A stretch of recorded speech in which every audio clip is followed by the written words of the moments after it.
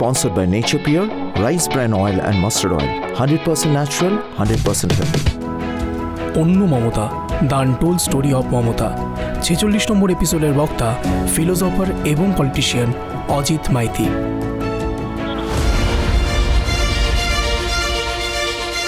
लोगों को लेके हम कम करेंगे और लोगों को लेके हम कम करेंगे तो भी कामयाबी हम लोग सब हो सकता है।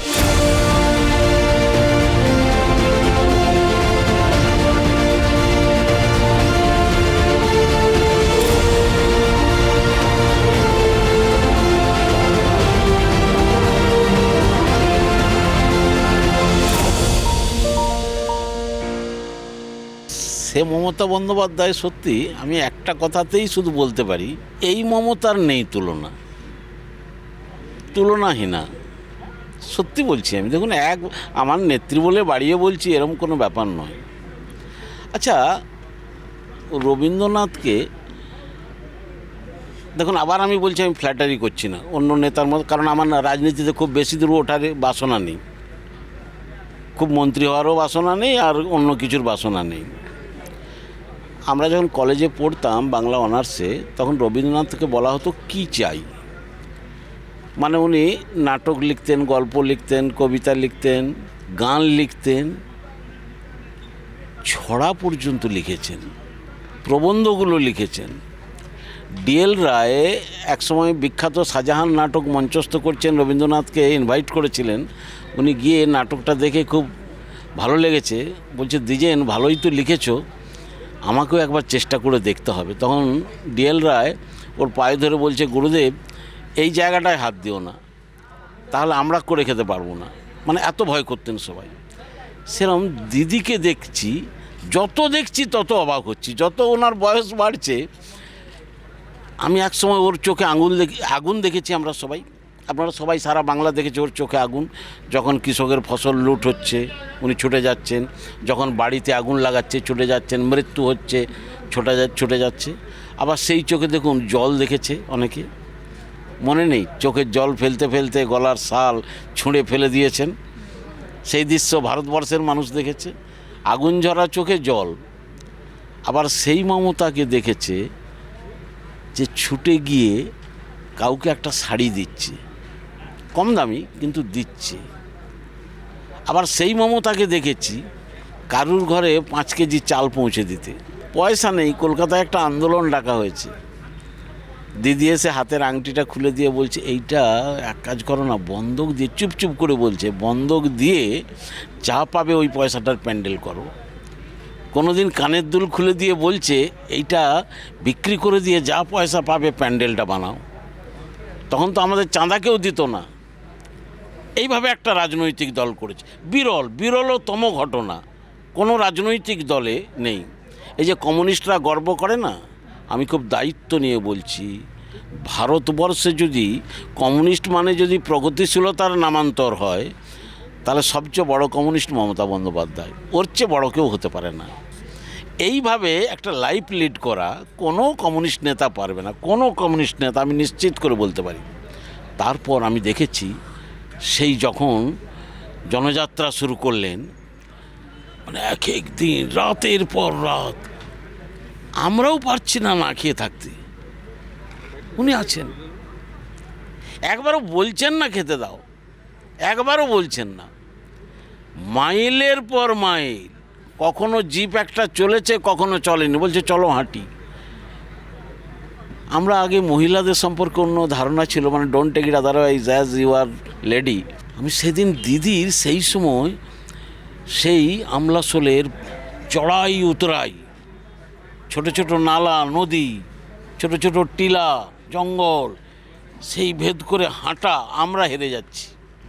উনি হাঁটছেন, পৌঁছচ্ছেন তাদের কাছে, বলছে না ও খেতে পাচ্ছে না, ওকে দেখতেই হবে। আবার ছিটকার জঙ্গলে যাচ্ছে, গুলি করছে, কি অদ্ভুত। আমরা ভয় পেয়ে যাচ্ছি, ওর ভয় লাগছে না। ওর চলো না যা হবে চলো না, দেখা যাক। তো সেই মমতা দেখেছি, কি মানে সবসময় আরেকটা জিনিস, সবসময় উৎসাহে ভরপুর, উৎসাহের ভাটা নেই কোনো দিন। আর একটা ছোট মিছিলকে কিভাবে আকর্ষণীয় করে তুলতে হয় সেটা ওর কাছ থেকে আমাদের শিক্ষা হয়েছে। সত্যি আজকে না হয় তৃণমূলের লক্ষ লক্ষ মানুষ আসছে, 21শে জুলাই ডাক দিলে লোক ধারণের জায়গা নেই, কিন্তু একসময় আপনারা অনেকেই জানেন না বাংলার 50 জন লোক নিয়ে মমতা মিছিল করেছেন। কেশপুরে 6 জন মারা গেল, গুলি করে দিল ওই সরাই সেক্টরের 6 জনকে। উনি নর্থ বেঙ্গল সফর করছেন, বললেন আমি যাব। সকালবেলা ওখান থেকে স্টার্ট করেছেন গাড়িতে, উনি তখন রেলমন্ত্রী। আমরা পোস্টমর্টম করে ডেড বডিগুলো আমাদের এখানে LIC চক বলে একটা চক আছে, ওই চকে সারি সারি সাজিয়ে রেখেছি। উনি এখানে এসে যখন পৌঁছলেন তখন বোধহয় বিকেল 5টা। আমরা মালা রেখেছিলাম, মালা দিলেন, হঠাৎ বললেন আমি ওদের বাড়ি যাব, আমি বডি নিয়েই যাব। আমরা রাজি হচ্ছিলাম না, যে দিয়ে তুমি চলে যাও না, তুমি তো সারাদিন, আমাকে সিকিউরিটিরা বলছে যে সারাদিন গাড়ি থেকে নাবেও নি খায়ও নি। সকাল 8টায় বেরিয়েছেন, গাড়ির থেকে নাবেনও নি আর খানও নি। বাধ্য, উনি তো নাচড় মানুষ জানেন সবাই, ওকে সাথে নিয়েই যেতে হলো কেশপুর। যতক্ষণ না বডিগুলোতে মাটি দেয়া হচ্ছে ততক্ষণ উনি ওখান থেকে নড়ছে না। সেই দৃশ্য মানে বাতাস ভারী হয়ে গেল কান্নার রোলে। তারপর রাত যখন 12টা 1টা বললে এবারে আমরা যাব। আমায় বললেন চলো এই দিক দিয়ে যাই, সবাই একটু টিফিন ফিফিন করতে হবে। তখন ওনার খেয়াল হয়েছে একটু মুখে কিছু দিতে হবে, দেখো এতগুলো লোক আছে, সিকিউরিটি। তো আমার সেদিনের ঘটনা আমি দিদিকে বলিনি। যখন শেরি পাঞ্জাবে সবাই গিয়ে দাঁড়ালাম, অনেক সিকিউরিটি ছিল, রেলের সিকিউরিটি। তাও আমাদের বহু কাউন্সিলর কলকাতা থেকে এসেছিলেন দিদির সাথে, আমাদের এই জেলার সবাই মিলে সারাদিন কেউ এক ফোঁটা দাঁতে কিছু কাটেনি। শেরি পাঞ্জাবে ঢুকে আমি চুপচুপ করে ম্যানেজারকে বলেছি 2টো করে রুটি দেবেন, হাফ করে তড়কা দেবেন, কারণ আমি তো জানি পয়সা দেওয়া যাবে না। তো সবাই এর ক্ষুধার্ত, তো সবাই যে যার মতো করে খেয়েছে। খাওয়া দাওয়ার পর তো দিদি আমাকে ডাকছেন, গাড়িতে বসে আছেন, উনি তো গাড়ি থেকে নামেন না, 1 কাপ চাই খেয়েছেন। বলছে কত হয়েছে বিল? আমি ভয়ে বলিনি, বলে ওনার কাছে বোধহয় 500 টাকা ছিল, উনি বের করে দিয়ে বলছেন যাও বিলটা মিটিয়ে দাও, আর কারুর পয়সা নেবে না। আমার সেই শিক্ষা আজও আমি মেনে চলছি। বলছে পুলিশের কাছে একদম পয়সা নেবে না, পুলিশ পয়সা দিতে চাচ্ছে আমি দেখছি। ওনার ধারণা 500 টাকায় বোধহয় সবার খাওয়া হয়ে গেছে, মানে উনি যেরকম খান আর কি। কিন্তু সবাই তো ক্ষুধার্ত। মোট 5,500 টাকা বিল হয়েছে। মোট আমরা 70 জন ছিলাম। আমি খুব বেকায়দায় পড়ে গেছি, কি করে বিল মেটাবো। যারা যারা ছিল আমার মনে আছে, সোনালি ছিল, সোনালি গুহ, ওর কাছে 500 টাকা ছিল, ও দিল। সঞ্জয় বক্সি ছিল, ও 1000 টাকা দিল। এরকম 100, 200, 50 যার যা কাছে নিয়ে, তাতেও 500-600 টাকা কম পড়ে গেল। আমি ম্যানেজারকে গিয়ে হোটেলের মালিককে বললাম, বলে এটা আর দিতে হবে না, ছেড়ে দিন। ও দয়া করে দেখলো আমাদের অবস্থাটা, দেখে ছেড়ে দিল। দিদি আমাকে কানে কানে বলছেন, মানে কি মহিলা আমি সেটা, অজিত যদি কম থাকে তুমি একটু বলে দাও, কালকে আমি টাকাটা পাঠিয়ে দেবো, রাতের মতো যেন ধারটা রাখে। এই হচ্ছে মমতা, যেন সবাই খায়। উনি খেলেন না, 1 কাপ চাই খেলেন। আবার সেই মমতাকে দেখুন, আমি দেখছি চমকাইতলায় আগের দিন থেকে আমরা গেছি মঞ্চ বাঁধতে, গুলি চলছে, মঞ্চ বাঁধতে দেবে না, বোম ব্লাস্ট হচ্ছে মুহুর্মুহু। আমাদের প্রত্যেকের বুকে বন্দুক ঠেকিয়ে রেখেছে, প্রত্যেকের বুকে। আমরা যতজন গেছি, সুব্রত বক্সির বুকেও, মুকুল রায়ের বুকেও, কাউকে বাদ দেয়নি। মানে ওরাও কেউ ছাড় পায়নি হারমাদদের হাত থেকে। তো তারপর এসপি ডিআইজি এরা সব গিয়ে আমাদের ওই বন্দুক মুক্ত করেছে। করবার পর তারপর সভায় লোক আসছে, হঠাৎ গুলি চালাচ্ছে দূর থেকে। দিদিকে দেখছি মোটর বাইকে চেপে সেই গুলির মাঝখান দিয়ে। আমাদের তখন চোখের জল পড়ে যাচ্ছে যে ওকে আর ফিরে পাওয়া যাবে না। ওই গুলির মাঝখান দিয়ে, কামারপুকুর দিয়ে উনি আসছেন, গুলিবর্ষণের মাঝখান দিয়ে।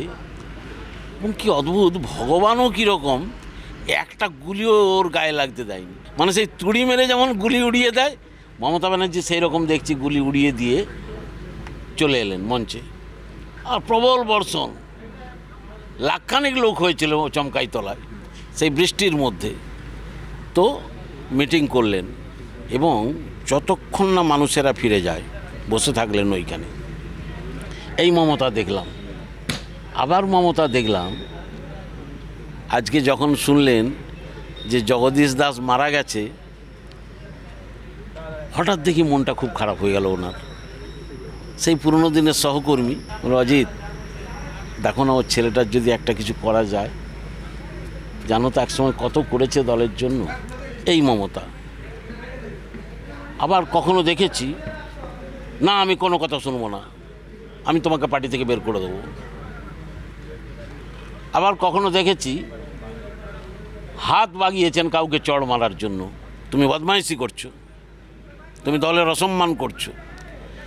একটা জায়গায় আমি ওকে আপোষহীন দেখেছি, at the cost of party কোনো কিছু উনি করবেন না, at the cost of our Trinamool Congress ওকে কেউ কিছু করাতে পারবে না, পার্টিটার বিনিময়ে কেউ কিছু করাতে পারবে না, সব ছেড়ে দিতে রাজি আছে, কিন্তু দলের ক্ষতি করতে দেবেন না। সেই জন্য আমি অনেক সময় হাত তুলতেও দেখেছি যারা দলের বদমাইশি করেছে, দুর্নীতি করেছে, চোখ দেখেছি, রাগ দেখেছি। আবার আজকে দেখলাম পুজোর আগে বলে গানগুলো রিলিজ করেনি এখনও, হঠাৎ নিজেই, আমরা জানতামও না, বলছে আচ্ছা তোমরা তো ভালো আছো, বলছে আমরা বললাম হ্যাঁ দিদি ভালো আছি, বলছে দেখো সব কাজ করবে তো, আমরা বলছি হ্যাঁ তুমি যা বলবে। পঞ্চায়েতে তাহলে দেখো কাউকে চোখ রাঙাবে না, সবাইকে নিয়ে একসাথে চলবে, নিজেরা কোনো গণ্ডগোল করবে না, উন্নয়নটা করবে, সত্যি কথা বলে মানুষের কাছে যাবে, যদি এটা কথা দাও আমি একটা তোমাদের পুরস্কার দেবো। তা আমরা কথা দিলাম। বলছে মনে আছে কেমন করে সব গাছের গুঁড়ি ফেলে রেখে দিয়েছিল, গুলি বৃষ্টি করছিল, হ্যাঁ, তো শাড়ি ছেড়ে প্যান্ট পরে চলে এলাম, জীবনে প্যান্ট পরিনি। এরকম বহু ঘটনা বেশ বদল করে। ওখানে ঘটনা হচ্ছে সিপিএম তো সব জায়গায় অ্যাটাক করেছেন ওনাকে বাঁচতে দেবেন না, তখন একটা ড্রেস চেঞ্জ করে প্যান্ট পরে সোনালি থাকতো সাথে করে ওই ওদেরই মাঝখান দিয়ে ওদেরই লোক সেজে বেরিয়ে চলে এসছেন। এরকম ঘটনা ঘটেছে, বহু ঘটনা ঘটেছে। মানে এক কথায় অ্যাকচুয়ালি ওর লাইফ হিস্ট্রি, মানে অটোবায়োগ্রাফি যদি কোনো দিন লেখা হয়, খুব বর্ণময় চরিত্র। মানে একজন সাধারণ পরিবারের একজন মানুষ যে এত বর্ণময় হতে পারেন, এবং সবচেয়ে বড় কথা ওই মজাগঙ্গা থেকে এত এনার্জি উনি পান কোথায়, এটা আমাদেরও জিজ্ঞাস্য, যে কালীঘাটের ওই মজাগঙ্গা থেকে এত অফুরন্ত এনার্জি ওর মধ্যে আসে কি করে। এই যে আজকে গানগুলো দুটো শোনালেন, কি অপূর্ব ভাষা, অপূর্ব সুর, উনি বেমালুম ছোট্ট মাইকে লাগিয়ে ওর মোবাইল থেকে আমাদের শুনিয়ে দিলেন। তো এটা একটা আলাদা মমতা। আমাকে বলছেন দেখো এই জুন, এই সায়ন্তিকা, এই শাওনি, এই সোহম, দেখো এরা আলাদা জগতের মানুষ, আমার সঙ্গে এদের ব্যক্তিগত সম্পর্ক ভালো, আমি সংস্কৃতি জগতের লোক, তাই আমি ওদের এনেছি, তোমরা এদের দেখবে, ব্যাস, তোমাদের তো ক্ষতি হবে না। আমি আমার সাংস্কৃতিক জগৎ নিয়ে, আমি সাংস্কৃতিক জগতের লোকেদের যদি সম্মানিত করি, তাতে তো মানুষ খুশি হবে। হ্যাঁ, এদের একটু অসুবিধা হয় মানুষের সামনে দাঁড়াতে, মানুষ ঘিরে যায় এদের, তোমরা একটু দেখে শুনে দেবে। তার মানে ওদের প্রতি কতটা ওর প্রত্যেকের বললেন। এই যে দেব বলছে বলো তো দেবের কী আছে এখানে এসে করছে আমাদের সাথে, এই যে নায়ক নায়িকা সবার সম্পর্কে উনি এতটা শ্রদ্ধাশীল, মানে সাংস্কৃতিক জগৎটা নিয়ে উনি খুব শ্রদ্ধাশীল দেখলাম। এটা আমরা আগে থেকেও জানতাম। একটা ঘটনা বললাম যেটা মজার নয়, যেটা ইতিহাস তৈরি হয়েছিল ঘটনাটায়, সেটা আজকাল চ্যানেল কেউ স্বীকার করুক আর না করুক আমি জানি না। ইতিহাস বলতে তারা কি বোঝায় আমি জানি না। আমার কাছে ইতিহাস বলতে বোঝায় লালগড়ে যেদিন মমতা বন্দ্যোপাধ্যায়, যখন মাওয়িস্টদের তীব্র আন্দোলন চলছে, যখন কিষেনজি ব্যাপক ব্যাপার, মেধা পাটেকার স্বামী অগ্নিবেশকে নিয়ে এসে লালগড়ে যে সভাটা করলেন, আমার তো মনে হয় বাংলায় প্রগতিশীলতার সেটা ছিল সর্বকালের শ্রেষ্ঠ সভা। লালগড় জায়গাটা এখন সবচেয়ে দেখো একটা প্রবলেম হচ্ছে, তোমাদের সাথে আমাদের এই জায়গায় কালচারটা মেলে না। তোমরা যারা মার্কারি নিয়নের তলায় থাকো, তাদের সাথে আমরা যারা এই সব ক্ষেত খামারে থাকি, তাদের সাথে কালচারগত কোথাও একটা ডিফারেন্স হয়ে যায়। তোমার কাছে যেটা মনে হয় যে শহীদ মিনারের তলায় সভা করলেই সেটা বোধহয় সবচেয়ে সর্বশ্রেষ্ঠ ঐতিহাসিক হয় ব্রিগেডে করলে, আমার কাছে লালগড়ের মতো মাঠে মেধা পাটকারের উপস্থিতিতে, মমতা বন্দ্যোপাধ্যায়ের উপস্থিতিতে, কলকাতার অনেক ইন্টেলেকচুয়ালদের উপস্থিতিতে যে সভাটা, আমার সেটাকেই সর্বশ্রেষ্ঠ বিপ্লব বলে আমার কাছে মনে হয়েছে। সেই জন্য হয়তো কোথাও কোথাও মতের অমিল হতে পারে তোমাদের সাথে আমাদের, কিন্তু আমি আমারটা ভাববো, আমার ক্লাসটা ভাববো। শ্রেণী সংগ্রাম তো মিথ্যে হয় না, আমি আমার শ্রেণীর কথাটা ভাববো। এই জন্যই মমতা বিখ্যাত। মমতা তোমার মার্কারি নিয়ন থেকে এসে এই শ্রেণীটার জন্য নেতৃত্ব দিয়েছে। সিজ মমতা, এটাকে বলে রেভলিউশন। আমি ভাবি যে মমতা কি, দিদি কি। আমি যখন সকালবেলা হাঁটতে বেরোই, তখন দেখছি তোমার চেয়ে কম বয়সী মেয়েরা বেনি দুলিয়ে সাইকেল নিয়ে এক হাতে হ্যান্ডেল ধরেছে আর এক হাতে মোবাইলের মিউজিক চ্যানেল অন করে দিয়ে কিশোরী মেয়েগুলো কে কোচিং যাচ্ছে, কে টিউশন পড়তে যাচ্ছে, কে কলেজে যাচ্ছে, কে স্কুলে যাচ্ছে। আমি হাঁটতে হাঁটতে আমি দেখছি আর তাজ্জব বুনছি যে এই বাংলা তো আগে দেখতাম না। এখানের মেয়ে একটা সাইকেল চড়ে যাবে, এটা ভাবা যেত না, গ্রামে আগে ভাবা যেত না। সে সাইকেল চলে কলেজ, স্কুল কিংবা কোচিং সেন্টারে যাচ্ছে আর মিউজিক চ্যানেলে গান শুনছে। আমি ইয়ার্কি করে মাঝে মাঝে হাত গিরে দিতাম মেয়েগুলোকে, দল বেঁধে কিশোরী মেয়েগুলো যায়, বোনগুলো। কিরে এক হাতে হ্যান্ডেল ধরেছিস, পড়ে গেলে হাত পা ভেঙে যাবে, কী হবে, বিয়ে হবে কী করে? বলছে তোমায় ভাবতে হবে না, ও মমতা ব্যানার্জি দিয়ে দেবে বিয়ে। আমি বললাম কী উত্তর? মানে আমার তখন মনে হচ্ছে দিস ইজ রেভলিউশন। ও তোমার কলকাতার এপক্ষ ওপক্ষ, তোমার চ্যানেল, টিভি, যে যাই পৃথিবীর বলুক, আমি আবার বলছি এটাকে বলে রেভলিউশন, বিপ্লব। এটা তোমাদের কেউ আলোচনা করবে না আমি জানি, আমার সঙ্গে ডিফার করবে তাও জানি, কিন্তু আমি বলছি প্রকৃত বিপ্লব এটা, যে মেয়েরা আজকে স্বয়ং সম্পূর্ণ হচ্ছে। কন্যাশ্রী প্রকল্পে একটা 100 দিনের কাজ করা মা কোনো দিন দাঁড়িয়ে বলতে পারবে না যে পয়সার অভাবে আমার মেয়েটার পড়া বন্ধ হয়ে গেল। This is revolution. তোমার কলকাতার ইন্টেলেকচুয়ালদের সঙ্গে আমার গ্রামের, আমার ক্ষেতের লোকের ডিফারেন্স এই জায়গাটা। আমার চোখে অন্য মমতা, যে মমতার চোখে আগুন দেখেছি সেই মমতার চোখে জল দেখেছি, যেই মমতার চোখে শাসানি দেখেছি সেই মমতার চোখে ভালোবাসা দেখেছি, যেই মমতার চোখে নিষ্ঠুরতা দেখেছি সেই মমতার চোখে অত্যন্ত মমতা ভরা দুটো চোখ দেখেছি। বাংলার মানুষ চিনবে, আরও অনেক পরে চিনবে এই যে মমতার। আজকে নবান্ন অভিযানে ওর সাধ্য করে দিচ্ছে সবাই, এত নিশ্চুপ হয়ে শান্তিতে বসে আছে, গান শুনছে, এটাও এক মমতা। অদ্ভুত লাগলো আমার, আমি সত্যি বলছি, আমিও সাহিত্যের লোক ছিলাম তো, আমার অদ্ভুত লাগলো যখন কয়েক হাজার লোক মমতার সাধ্য করে দিচ্ছে নবান্নের কাছে, তিনি এইখানে বসে সহকর্মীদের ক্লাস নিচ্ছেন আর বোঝাচ্ছেন কিভাবে মানুষকে ভালোবাসতে হবে, কিভাবে ওদের প্রতি কথার উত্তর দিতে নেই, কিভাবে ওদের গায়ে হাত তুলবে না, কিভাবে তুমি উন্নয়নটা নিয়ে মানুষের কাছে যাও। এই দুটো ডিফারেন্স দেখে মনে হলো এখনও তৃণমূল কর্মীদের বহুদিন ওর কাছে শেখার আছে। हम डरते नहीं, हम मरने के लिए तैयार है। जो डरते हैं वो मरते हैं और जो लड़ते हैं वो जीतते हैं। हम करेंगे, लड़ेंगे, जीतेंगे। প্রয়োজনে দেব মোরা এক নদী রক্ত, হোক না পোষের বাধা, প্রস্তর শক্ত, বাংলাকে ভাগ করা যাবে না। लोगों को लेके हम कम करेंगे और लोगों को लेके हम कम करेंगे तो भी कामयाबी हम लोग सब हो सकता है।